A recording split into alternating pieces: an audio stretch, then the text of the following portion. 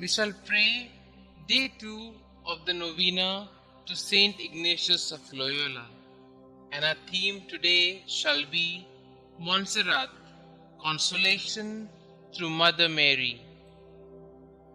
In the name of the Father, and of the Son, and of the Holy Spirit. Amen. Introduction. Today, on the second day of the Novena in honor of Saint Ignatius of Loyola, we reflect on the theme Montserrat, Consolation through Mother Mary.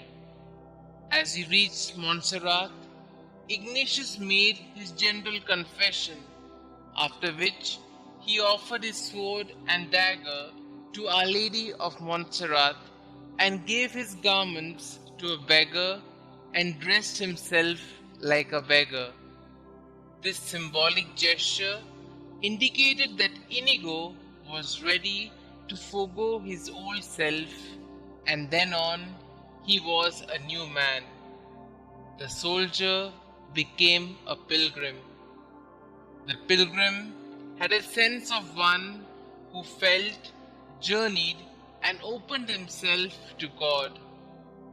His pilgrimage was a search for some deeper understanding of the meaning of his life.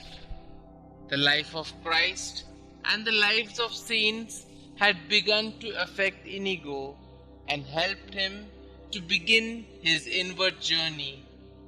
The pilgrim began to discover what God was and who he was before God.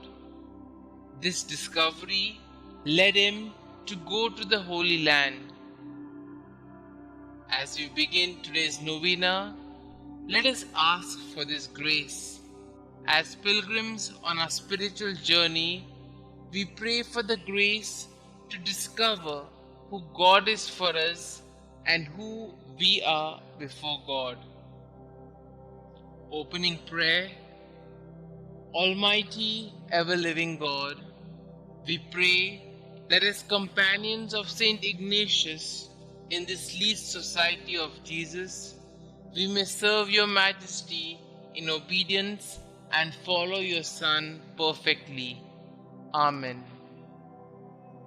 We shall now listen to a reading from the book Testament and Testimony by Paramananda R. Divarkar.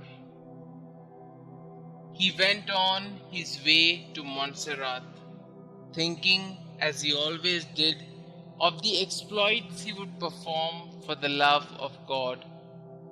He decided to keep a vigil of alms one whole night, without sitting or lying down, but standing a while and kneeling a while before the altar of Our Lady of Montserrat, where he resolved to lay aside his garments and to don the armor of Christ.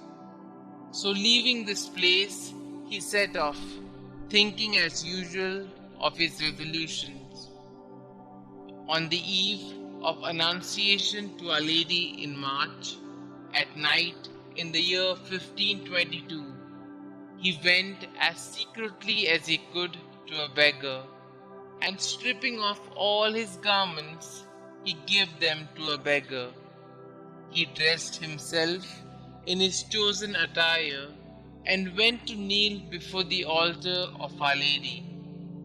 At times in this way, and at other times standing, with his pilgrim staff in his hand, he spent the whole night. As we have listened to this reading, let us spend a few moments reflecting on how Ignatius was able to experience this change, how Ignatius was able to put on the armor of Christ and become a soldier who did everything what Christ commanded him to.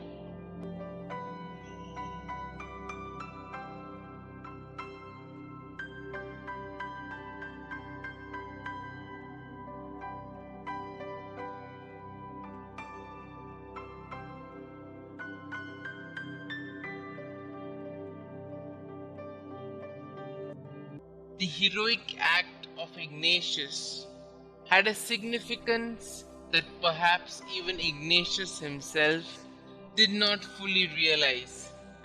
He was exchanging his material arms, his dagger and sword, for spiritual ones to engage in the spiritual battles that he would be involved in.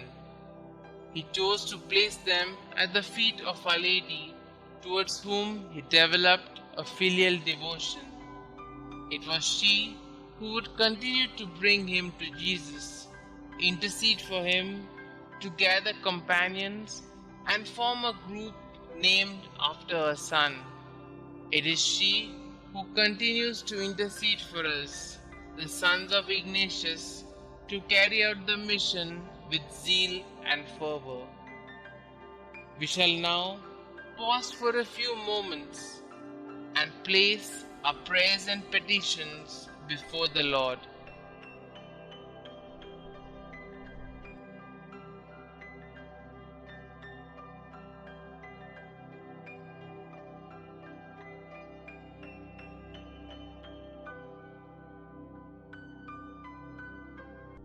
Our response shall be, Holy Mother, pray for us sinners. That as Ignatius sought the intercession of the Virgin Mary, especially at crucial moments of his life, to obtain special favors from God, we too may turn to her trustingly, invoking her blessings on our lives and mission. Let us pray.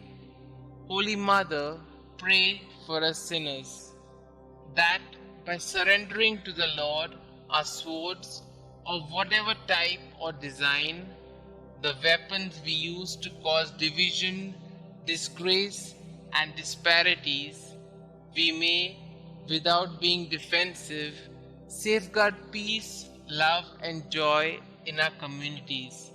Let us pray. Holy Mother, pray for us sinners, that our pastoral service may bear much fruit under the patronage of the Virgin, who holds a place which is the highest after Christ. Let us pray. Holy Mother, pray for us sinners. Help us, Lord, to have the true spirit of Ignatian obedience, not merely of external execution, but of the will and of the intellect as well. Let us pray.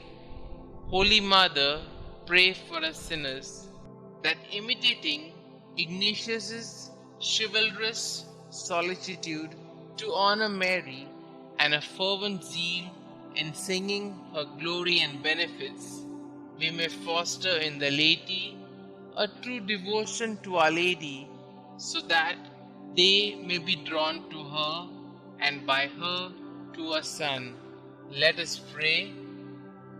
Holy Mother, pray for us sinners, that as Ignatius sought the intercession of the Virgin, especially at crucial moments of his life, to obtain special favors from God, we too may turn to her trustingly, invoking her blessings on our lives and mission. Let us pray. Holy Mother, pray for us sinners. Our Father who art in heaven, hallowed be thy name. Thy kingdom come, thy will be done, on earth as it is in heaven. Give us this day our daily bread, and forgive us our trespasses, as we forgive those who trespass against us. And lead us not into temptation, but deliver us from all evil. Hail Mary, full of grace, the Lord is with you. Blessed are you amongst women, and blessed is the fruit of thy womb, Jesus. Holy Mary, Mother of God, pray for us sinners, now and at the hour of our death. Amen. Concluding prayer. Saint Ignatius, intercede for us that we too may be born anew in Christ, as we surrender our dream of being valiant knights and all the lofty ambitions that accompany it. We were completely confident that the gains of your service to the new King were far greater than those you surrendered.